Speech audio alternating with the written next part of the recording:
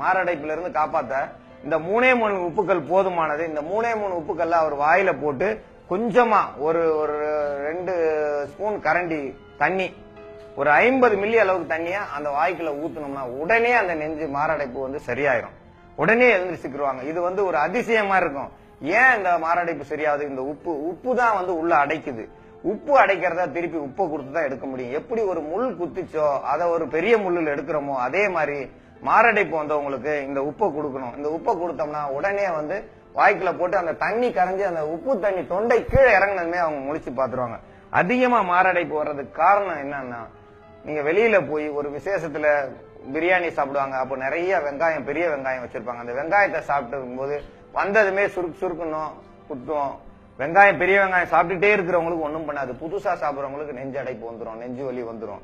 புதுசா வெத்தலை பாக்கு போடுறவங்களுக்கு அந்த பாக்கு போய் நெஞ்சில அடைச்சுக்கிறோம். அடைச்சதுமே அவங்களுக்கு மூச்சு திணறல் ஆயிரும். இதெல்லாம் சாதாரண அந்த அடைப்பெல்லாம் சரி செய்யும் இந்த உப்பும் வெறும் தண்ணி. இதுக்குன்னு ஒண்ணும் தண்ணியில எந்த ஒரு கலப்படமும் கிடையாது. நீங்க குடிக்கிற தண்ணி, நீங்க சாப்பாட்டுக்கு போற உப்பு, இது ஒரு சிறந்த மருந்து. இத உப்புக்கல்ல போட்டு கொஞ்சோண்டு தண்ணியை ஊத்தனோம்னா சரியா போகும். உப்புக்கல் வெறும் மாத்திரை போட்ட மாதிரி போட்டு தண்ணி குடிச்சா போதும்.